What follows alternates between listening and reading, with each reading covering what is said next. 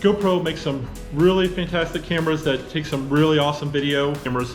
I just needed to do one thing really well and all that stuff, but they've really missed the mark, and GoPro has really let me down quite a few times.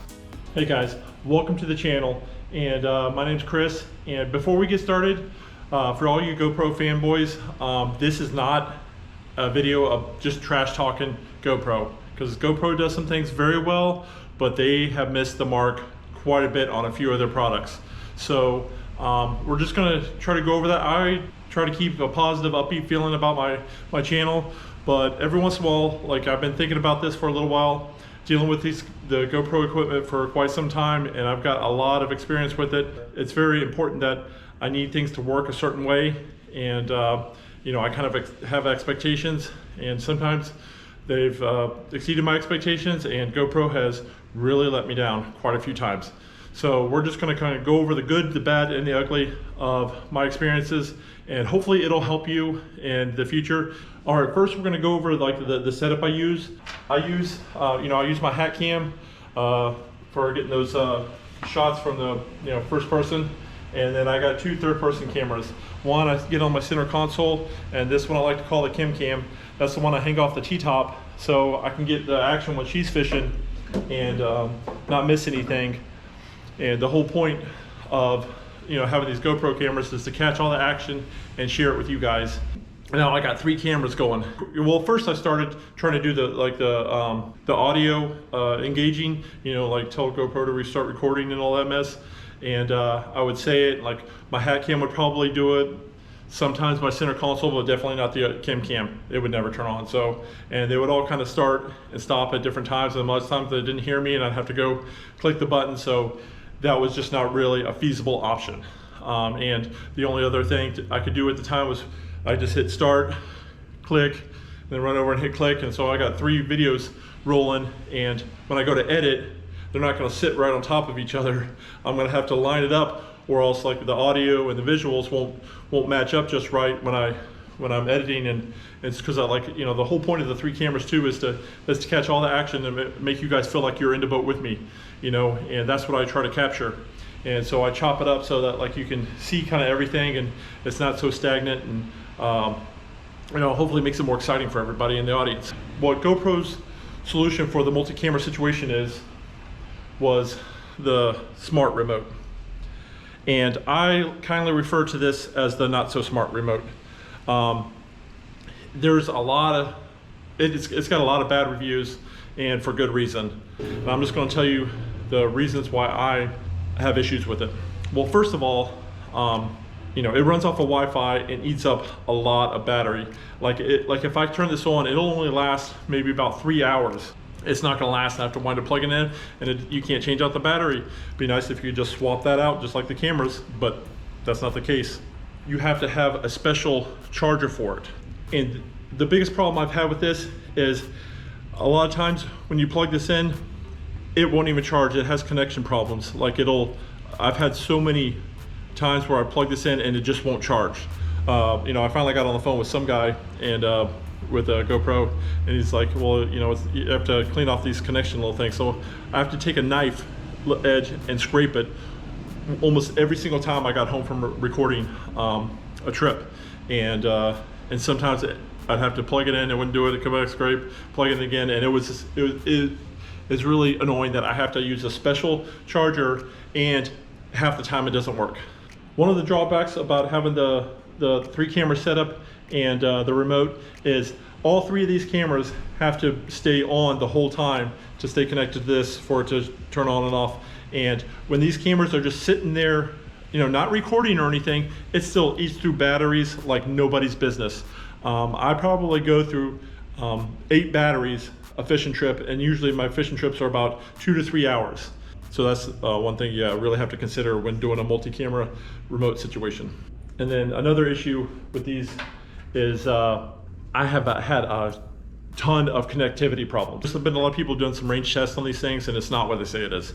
But I've done a lot of work with these things. I've used multiple cameras. I used the 5, 7, 8, and come to find out this is not compatible with the 9. We'll talk about that a little bit later. Almost every single time I would go out on a fishing trip, there was, I would start my cameras up, I would turn this on, and it would start to connect, and it would connect to two, and then it wouldn't connect to the other one. I would turn it off and turn it back on, try to restart it and everything, and it would just not connect. I would have to go back into the camera, turn it over, go back to preferences, hit reset connections, go back into the settings in here, to tell it to start pairing, and then repair the camera. And that happens almost every single trip. And it's just frustrating that I have to do that. My expectations from GoPro and for them making a remote is, especially one that's going to operate multiple cameras, I just needed to do one thing really well. That is, when I press this button, all three cameras record. And then when I press this button again, all three cameras stop recording. So that has been just a continuous issue of connection problems. I've called GoPro.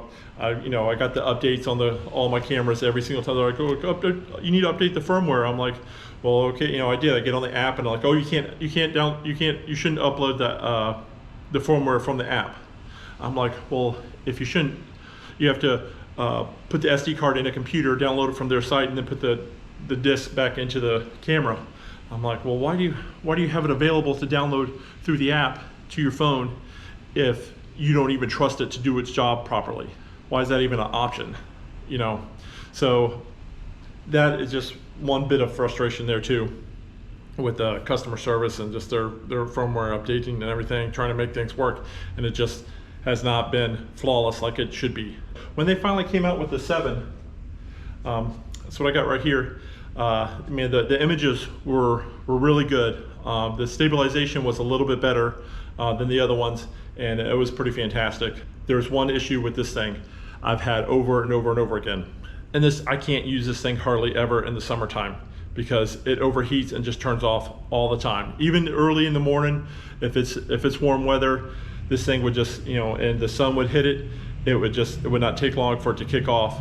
Okay, now the other issue I've had with the 7 is, which I also used as the Kim Cam. That's the one that sat on the off the T-top to get all the video from her catches, and other times when I'm fishing, just to get that third-person perspective. I added this really awesome device. It's just an external battery that the camera sits in, and when this battery starts to get low, you just come over here and hit this button, and it starts charging the camera. And it doesn't affect the connectivity or anything, no problems or whatever, but until you hit 100% on the battery. If this is on, charging this camera, this Hero 7, and it reaches 100% battery capacity, as soon as you hit the record button with this remote, this camera just shuts off for no rhyme or reason. It powers down, and as soon as I turn this off, and I reconnect this and turn this back on, it's back to no problems again, So that was just kind of frustrating. Okay guys, so I finally got sick and tired of the smart remote and having the issues with that. I'm like, I just can't deal with it. I've been dealing with this long enough. GoPro has come out with a solution, a fix for it all. They come out with just the remote. They took the smart off it, which was probably a good call, and called it just the remote. I didn't read too many reviews on it. I'm like, it's got to be better than what I got now. So we're going to give it a try. So I ordered the Hero 9 for my center console, and I still have the 2 8s, which have been fantastic. The GoPro's image stabilization has been awesome with those things. Their images, the color has been great. The skin tones, the water clarity. Every once in a while, I get some over brightness from the sun glaring off the white of the boat, but that's about it. So like the cameras are working great in and of themselves as cameras, but when I get to the remote part, that's when we're having issues. I will say some good things about this little remote though. They did fix 2 things. Battery life on this thing, because now this works off of Bluetooth and not Wi-Fi. Battery lasts forever. I've gone through 4 fishing trips already with this thing, and I haven't had to charge it. It's still at 84%, which is fantastic. That is amazing. GoPro, I give you kudos for that. Another thing they did is USB-C charging. Then you don't have to have a special charger if your charger breaks or it's not connected or whatever. I don't expect to have any charging issues with the USB-C. I've never had any with any other devices before, so I don't really expect to have any with this one either.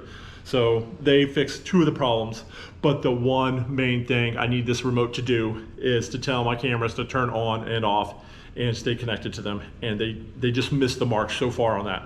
You know, they advertise it as a big screen that, you know, so like you think big screen, okay, I'm gonna be able to see things very well, but I don't know if you can see that or not, but like everything's written like really little. It's ridiculous.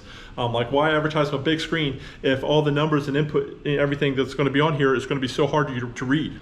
All right, so now I got the new remote. I've got it connected to my 9 and my 2/8 and my 9. You know, I was using on the center console, and I kept the Hero 8 on the hat because the 9's a little heavier, and I didn't want it weighing down my hat. And I got the other Hero 8 on the cam on the outskirts of the boat there.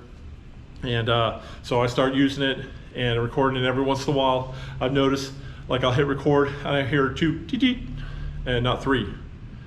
The 2/8 would start recording, and I'll look over here and the Hero 9 is not recording. I'd have to come over here, press it, because usually if I press this button where it's fish on, it's game time.